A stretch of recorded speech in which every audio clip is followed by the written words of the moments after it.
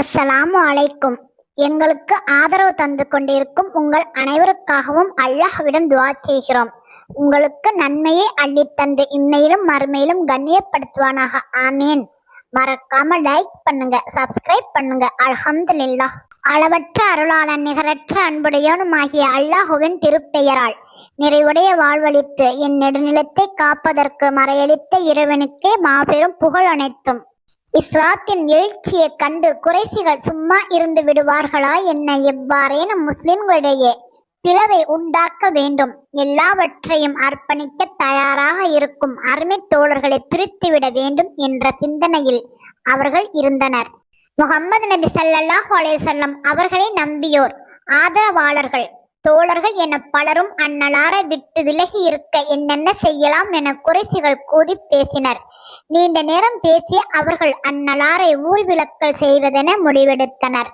அந்நலாரோடு உறவு கொள்வோர் அனைவரும் தள்ளி வைக்கப்படுவதோடு திருமண தொடர்புகள், கொடுக்கல் வாங்கல், வியாபார தொடர்புகளிலிருந்து விலக்கல் பெறுவர் என அறிவிக்கப்பட்டது. உண்ண உணவோ குடிக்க நீரோ அந்நலாருக்கு குறைசியர்கள் யாரும் அளிக்க கூடாதெனவும் தீர்மானிக்கப்பட்டது. குறைசிகள் அனைவரும் ஊர்விளக்கல் தீர்மானத்தை ஏற்றுக்கொள்ள அதன் வாசகங்கள் தோளில் எழுதப்பட்டு கௌபாவில் தொங்கவிடப்பட்டது. ஏனெனில் அங்கு தொங்கினால்தான் மக்கள் மதிப்பர். அதற்கு எதிராக பேச மாட்டார்கள், அதில் மாற்றம் செய்ய மாட்டார்கள், அதை அப்புறப்படுத்தவும் துணிய மாட்டார்கள் என அவர்கள் கருதினர். பிறகு குறைசிகளில் சிலர் அந்நலாரின் குடும்பத்தாரிடம் சென்று, இப்பொழுது உங்கள் முன் இரண்டே வழிகள் தான் உள்ளன. ஒன்று, நீங்கள் முஹம்மதை எங்களிடம் ஒப்படைத்து விடுங்கள், நாங்கள் அவரை கொண்டு விட்டு இரத்த கிரயமாக பெரும் பொருள் தருவோம், அதனால் உங்களுக்கு நன்மை கிடைக்கும், நீங்களும் நிம்மதியாக வாழ்வீர்கள், நாங்களும் அமைதியாக வாழ்வோம். இதை நீங்கள் ஏற்றுக்கொள்வீர்களானால் பிரச்சனை மிக சுலபமாக தீர்ந்துவிடும். இல்லை என்றால் முஹம்மதோடு உங்கள் அனைவரையும் ஊர்விளக்கல் செய்து விடுவோம். உங்களுடன் வியாபாரம், கொடுக்கல் வாங்கல் போன்ற தொடர்புகளும் அருந்துவிடும். எல்லா விதமான தொடர்புகளையும் இழந்து என்ன செய்வீர்கள்? ஏற்படவிருக்கும் இழப்புகளை எண்ணி பாருங்கள். ஊர்விளக்கல் தொடர்ந்தால் முடிவில் என்னவாகும்? நீங்கள் பட்டினியால் துடித்துடித்து சாவீர்கள். பின்விளைவுகளை கருத்தில் கொண்டு நீங்கள் இப்போது என்ன நினைக்கிறீர்கள் என்பதை கூறுங்கள் என மிரட்டினர். முத்தலிபின் வம்சத்தினர் முஹம்மது நபி ஸல்லல்லாஹு அலைஹி வஸல்லம் அவர்களை இரக்கமற்ற ஈனர்களிடம் ஒப்படைக்க மனத்தால் கூட நினைக்கவில்லை. அண்ணன் நபி நாயகம் ஸல்லல்லாஹு அலைஹி வஸல்லம் அவர்கள் முத்தலிபின் வம்சத்துக்கு கண்ணின் ஒளியாகவும் இதயக்கனியாகவும் இருந்தார்கள். அந்நலாரை அவர்கள் உயிரை விடவும் மேலாக நேசித்தார்கள். எனவே அவர்கள் குறைசிகளின் அச்சுறுத்தலை சிறிதும் பொருட்படுத்தவில்லை. நாங்கள் முஹம்மது நபி ஸல்லல்லாஹு அலைஹி வஸல்லம் அவர்களை ஒப்படைக்க விரும்பவில்லை, என்ன வேண்டுமானாலும் செய்து கொள்ளுங்கள், இழப்புகளை சந்திக்க தயார் என அந்நலாரின் குடும்பத்தினர் தெளிவாக தெரிவித்தனர். அப்படியானால் இன்றிலிருந்து நீங்களும் நாங்களும் விரோதிகள், நாங்கள் இனி உங்களோடு முற்றுகையிடுவோம் என இணை வைப்போர் கூறினார்கள். குறைசிகள் அந்நலார் குடும்பத்தாரை சுற்றி வளைத்து கொண்டார்கள். அவர்களின் செயல்பாட்டை தடுத்து பட்டினி போட்டு கொள்ள பார்த்தார்கள். ஹாசிம் குலத்தார் முத்தலிபுடைய உறவினர் என்பதால் அவர்களும் அந்நலார் குடும்பத்தோடு சேர்ந்து கொண்டார்கள். முத்தலிப் குடும்பத்தாரில் அந்நலாரின் பெரிய தந்தை அபுலஹப் மட்டும் குறைசிகளோடு சேர்ந்து கொண்டான். அவன்தான் அந்நலாரை சேர்ந்தவர்களை விலக்கி வைக்க வேண்டுமென யோசனை கூறியவன். வணிகம், கொடுக்கல் வாங்கல் என அனைத்து வித தொடர்புகளையும் துண்டிக்க சொன்னவனும் அவன்தான். நபித்துவம் கிடைத்து 7ஆம் ஆண்டு முஹர்ரம் மாதம் அபு தாலிப் தன் குடும்பத்தார் அனைவரையும் கூட்டிக் கொண்டு ஒரு மலை பொதும்பில் தங்கினார். அது பின்னாளில் அபு தாலிப் என அழைக்கப்பட்டது. அந்நலாரின் குடும்பத்தினர் இரவும் பகலும் அங்கேயே இருந்தனர். எவரோடும் எந்த தொடர்பும் இல்லாமல், எந்தவித கொடுக்கல் வாங்கலும் இல்லாமல் வாழ்ந்தார்கள். அவ்வாழ்க்கை ஒரு சிறை வாழ்க்கையை போலிருந்தது. அவர்கள் அங்கு எப்பொழுதும் அடைப்பட்டு கிடந்தார்கள். போரிடக்கூடாத சிறப்புக்குரிய மாதங்களில் பொதுமில் அடைப்பட்டு கிடந்தோர் வெளியில் வந்து நடமாடுவார்கள். சண்டை சச்சரவில்லாத காலம் அது. மக்கள் சுதந்திரமாகவும் கவலையின்றியும் திரிவர். அன்னலாரும் அப்போது வெளியே வருவார்கள். மக்காவை சுற்றி திரிவார்கள். ஹஜ்ஜுக்கு வரும் வணிகர்கள் மக்கா வந்து கடைகள் அமைப்பார்கள். அவர்களை சென்று பார்க்கும் அன்னலார் அழைப்பு பணியில் ஈடுபடுவார்கள். அன்போடும் உருக்கத்தோடும் அன்னலார் இஸ்லாத்தை எடுத்துரைப்பார்கள். அருமை சகோதரர்களே, இறைவனின் மார்க்கத்தை ஏற்றுக்கொள்ளுங்கள். உங்கள் செயலால் அவன் மிகவும் திருப்தி அடைவான். உங்கள் மீது கருணை காட்டுவான். மிக நல்ல கூலியை தருவான். இறை மறுப்பையும் இணை வைப்பதையும் பின்பற்றி இறை மார்க்கத்தை புறக்கணிப்பீர்களாயின் அவன் கோபம் கொள்வான். மிக கடுமையாக தண்டனை தருவான் என்று கூறுவார்கள். இந்நிலையில் புலம்பெயர்ந்து அபிசீனியா சென்ற முஸ்லிம்களுக்கு உமர் அலி இஸ்லாத்தை ஏற்றுக் கொண்டார் என்றும், அதனால் இஸ்லாம் மிக வேகமாக வேரூன்றி வருகிறதென்றும், அதற்கிழைக்கப்பட்ட அநீதிக்கு முடிவு வந்து கொண்டு இருக்கிறதென்றும் முஸ்லிம்கள் அச்சமின்றி இஸ்லாமிய அழைப்பை விடுக்கிறார்கள் என்றும், மக்காவின் மூளை முடுக்கெல்லாம் இஸ்லாத்தின் ஒளி பரவி விட்டது என்றும், மக்காவுக்கு வெளியேறும் அதன் முழக்கம் ஒலிக்கத் தொடங்கிவிட்டதாகவும் செய்திகள் எட்டின. இதை செவியுற்ற அவர்கள் மட்டில்லா மகிழ்ச்சி அடைந்ததோடு மட்டுமின்றி அபிசினியாவை விட்டு மக்காவை நோக்கி வந்தனர். அவர்கள் மக்காவை நெருங்கிய போது முஸ்லிம்கள் காவலில் இருப்பதும் குறைசிகள் அவர்களை காவல் புரிவதும் தெரிய வந்தது. பெரும் சிரமத்திலும் தொல்லையிலும் முஸ்லிம்கள் சிக்கித் தவிப்பதை அறிந்த முஹாஜிர்கள் மக்காவுக்கு நுழையாமல் அபிசினியாவுக்கு திரும்பிச் சென்றனர். அன்னலாரும் அவர்களை சேர்ந்தவர்களும் மலை பொதும்பில் தங்கியிருந்த காலம் 1 மாதமோ 2 மாதங்களோ அல்ல, 6 மாதங்களோ ஓராண்டு அல்ல. அவர்கள் தொடர்ந்து 3 ஆண்டுகள் அங்கேயே தங்கியிருந்தார்கள். எண்ணிலடங்காத துன்பங்களை சகித்துக் கொண்டார்கள். தலைக்கு மேல் வெள்ளம் என்ற சூழலில் அன்னலார் முஸ்லிம்களை அபிசீனியாவுக்கு புலம்பெயரச் செய்தார்கள். அங்கு சென்றவர்கள் நிம்மதியாக வாழ்ந்தனர். சிலர்தான் மக்காவில் தங்கி வாழ்ந்தனர். அவர்கள்தாம் இறை நிராகரிப்பாளர்களால் அவ்வப்போது தொல்லைகளுக்கு ஆளாயினர். அதன் உச்சக்கட்டமாக ஊர்விளக்கல், பொதும்பு வாழ்க்கை. தொல்லைகள் தொடர்ந்த போதும் முத்தலிபுடைய வம்சத்தினர் மனச்சோர்வடையவில்லை. பசியையும் பட்டினியையும் சகித்துக் கொண்டார்கள்.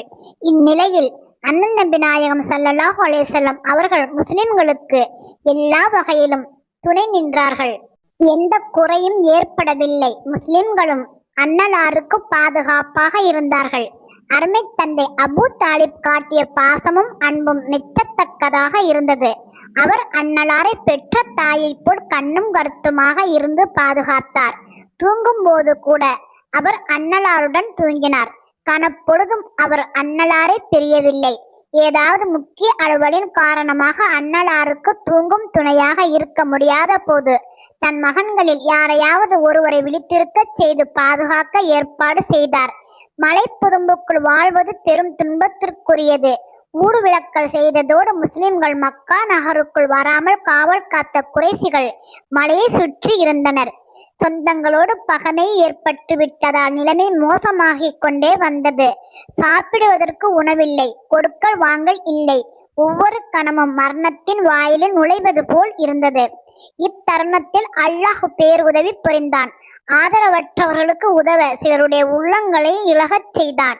மனங்கசிந்த அவர்கள் முஸ்லிம்களின் இயலாமை கண்டு மறைமுகமாக வந்து உண்ணவும் அருந்தவும் ஏதாவது கொடுத்தார்கள்.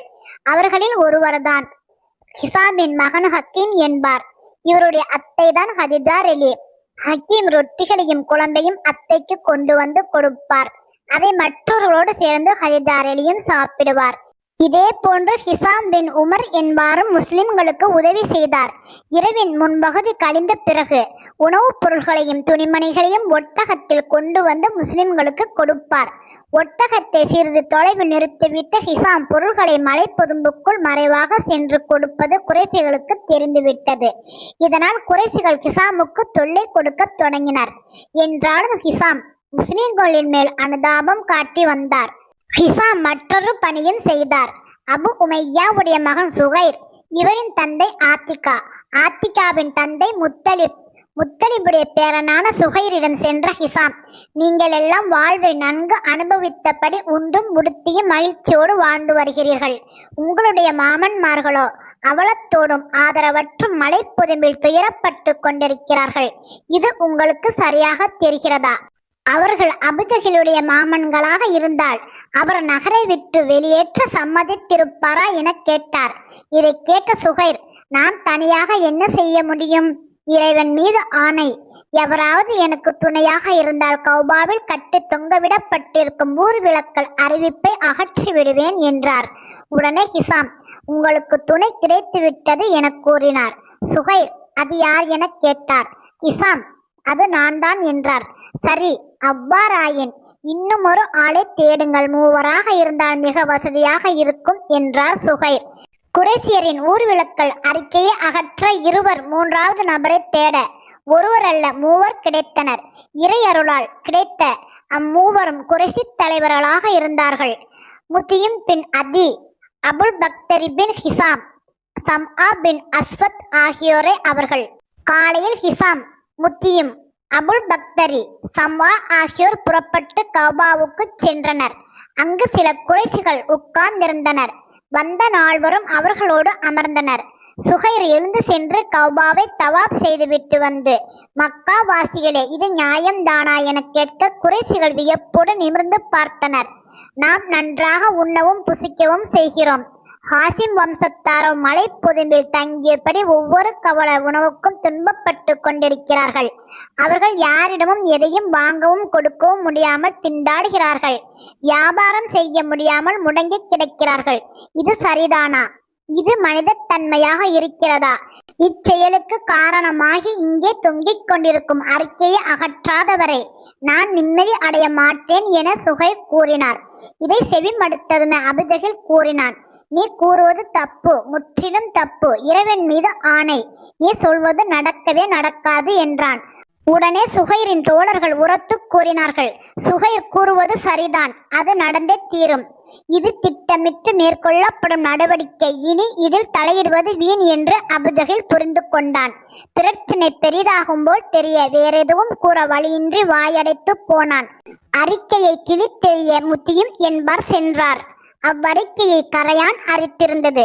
பிஸ்மில்லாஹிர் ரஹ்மானிர் ரஹீம் எனும் சொல்லை தவிர மற்ற எல்லா எழுத்துக்களும் அழிந்து போயிருந்தன. அப்போதே அது அகற்றப்பட்டது. அதன் பிறகு அண்ணன் நபி நாயகம் ஸல்லல்லாஹு அலைஹி வஸல்லம் அவர்களும் அவர்களுடைய உறவினர்களும் தோழர்களும் பொதுமை விட்டு வெளியேறி நகருக்குள் வந்தனர். குறைசிகள் வியப்போடு முஸ்லிம்களை பார்த்து கொண்டிருக்க இஸ்லாமிய அழைப்பு மிக வேகமாக நடக்கத் தொடங்கியது. அது நபி பட்டம் பெற்ற 10வது ஆண்டு. இன்ஷா அல்லாஹ் இதன் தொடர்ச்சி வரும் நாட்களில் கேட்கலாம். இறைவனுக்கு அஞ்சுவோம், இறைவனின் கட்டளைக்கு கீழ்ப்படிவோம். தபாரக் அல்லாஹ், அல்ஹம்துலில்லாஹ்.